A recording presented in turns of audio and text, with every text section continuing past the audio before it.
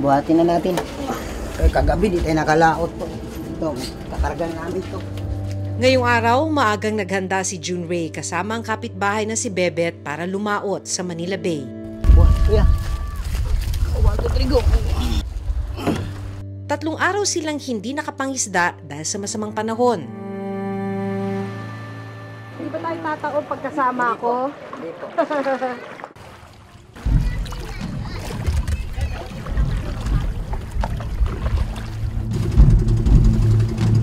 Saan banda? Paano mo malalaman? May mga isda tumatalon. Pag may isang tumatalon, doon ka na maglalagay, doon ka na mag-aarya. Pagdating sa pusod ng Manila Bay, sinimulan na ni Junray mag-arya o maglatag ng lambat sa dagat.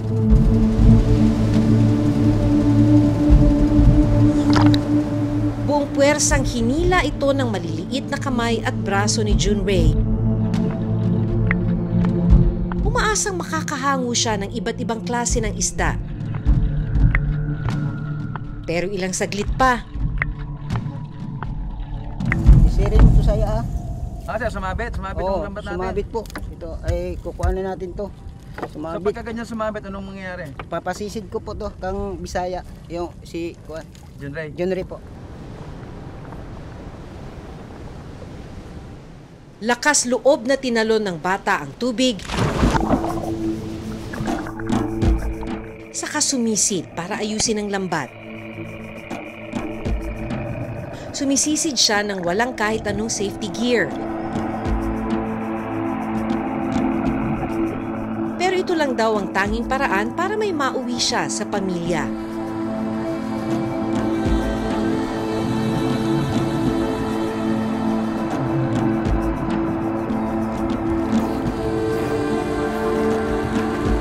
Nang makuha na ni Junray ang nagbuhol-buhol na mga parte ng lambat, dahan-dahan na niya itong inayos at kinuha ang ilan sa mga isdang pumasok sa lambat.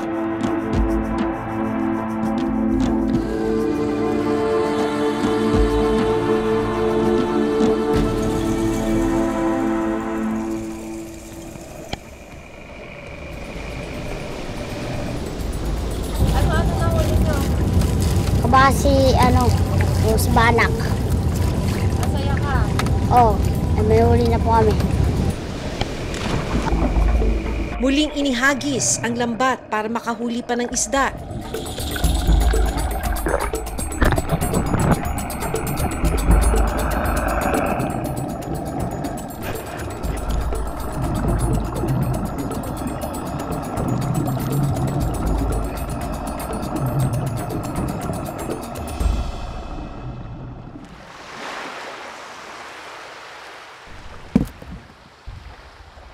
Habang hinahango ang lambat, napansin namin ang mga sugat na nakuha ni Junray mula sa pangingisda. Bakit ka nagkakasugat sa kamay? Sumasabit po. Yung Sa lambat. Saan masakit? Dito lang sa mga kamay po. Sa kamay. Dahil ba't sumasakit? Pagbubuhat po, pati pag-atak. Tapos yung kamay, nasusugatan. Pagka sumasabit. Lagi? Pag natutusok din sa mga mga isda na may mga tutulis na pati alimasag po. Ba't ginagawa mo to? Para matulungan ko pang magulang ko. Bakit kailangan mong tulungan? Yan, bata-bata mo pa.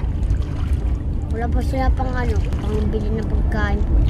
Kaya nila pang ulam. Kasi nagbubuto na po sila. Ikaw, hindi ka napapagod? Hindi po. Tapos anong pakiramdam mo pagkatapos mong magpalaot tapos may hawak ka ng pera? Masaya na po. May pangbigay po ako. Dahil sa hirap ng buhay, tumigil si Junray sa grade 3 noong nakaraang taon. Pero babalik din daw siya sa eskwelahan sa susunod na pasukan. Babalik po ako sa pag-aaral. Very good! Bakit gusto mo nang bumalik? Para marunong po magbasa.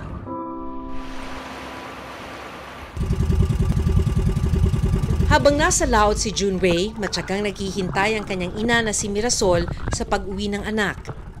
Maano yan yung bata na yan? Sus, kahit dati pwede sabihin na daw maliit pa yan, 5 years old. Maano talaga siya, yung may mamasura yung mga kalakal. Kasama, para lang bigyan siya. Pero hindi niya raw maalis ang pag-aalala sa tuwing nasa laot si Junrey. Minsan, napalo ko pa nga yan eh. Sabi ko lang, huwag kang ano doon kasi siyempre, ganito siyempre, malay mo, madisgrasya yung bangka, hindi mo masabi. Sabi niya, Ma, hindi ako sama, Ma, wala kang ulam. Sama na lang ako doon, at least may ulam, may isda ako dala.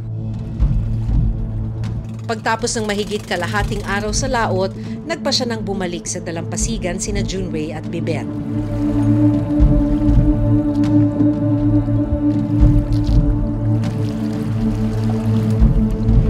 May pag-ulam na tayo.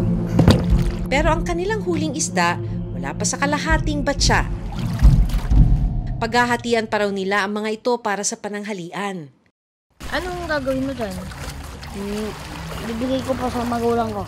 Ate po kami. Yan, hati. Okay lang sa akin para may siya. May ulam naman doon sa bahay, huli namin kanina. Hindi nyo na pwede pagkakitaan to? Hindi na, okay na yan.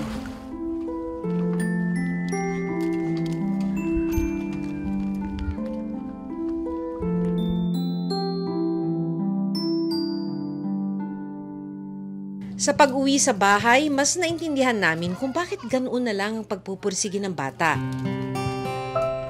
Gusto raw niya kasing matulungan ng kanyang kapatid na si James na merong global developmental delay o isang kondisyon kung saan naging mabagal ang pagdevelop ng utak ni James kumpara sa kanyang mga kaedad. Hindi po siya nakakalakad lang. Sa loob lang po siya. Hindi po siya masaya, hindi po marunong magsasalita, hindi din marunong maglakad. Pag makakaipon po ako, tutulungan ko po kuya para makalakad na siya, para masaya na po siya.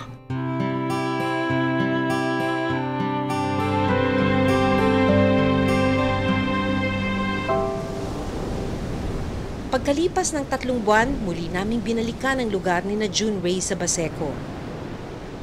Dito na namin nalaman sa kanyang ina na umuwi na ng Mindanao sina Junrey kasama ang kanyang kapatid na si James at kanilang amang si Junrey Sr. Nakikita ko, sabi ko, dito pwede. Kailangan ko talaga maghanap ng trabaho para mapauwi ko sila doon. At saka mabigyan ko rin sila ng maayos na makakain na sila sa 3 beses isang araw. Ngayong araw ang day off ni Mirasol bilang kasambahay sa Maynila, kaya hindi niya pinalampas ang araw na hindi makausap ang kanyang mag-ama. Kumusta ka na, Long? Okay lang. Oh, nag-aral ka mabuti? Oo. So, 3 buwan din tayo hindi nagkita. Ano ka, kung anong naramdaman mo, sabihin mo. Masaya. Kamusta ka dyan? Okay lang. Salamat na binigay ng pera. Padala mo sa amin para may pangkain kami. Kung noon, ang karagatan ang nagsisilbi niyang paaralan sa araw-araw, ngayon muli nang nakabalik si Junrey sa eskwela. Nasa grade 2 na siya ngayon. Kumusta pasok mo? Maano ka sa school? Magaling? Dakto. Tapto? Mag-aral ka mabuti para makatapos. Bahala na ako dito magtrabaho para sa inyo. Kinumusta rin namin si Junrey. Masakit naman. Dito. Hindi din mapag-ayos na pa sa pagtulog po. Hindi po kagaya po dyan sa Manila. Pag rating ng alauna, gising naman po kami kay lalaot na naman po. Manila Bay ang isa sa itinuturing na pinaka-importanting fishing grounds sa buong bansa. Dito makikita noon ang mahigit 150 species ng isda at mahigit 50 uri ng corals. Pero sa paglipas ng panahon, unti-unti na raw itong nawawala. Kaya ang mga mangingisda na sa karagatan umaasa, pahirapan na sa paglaot.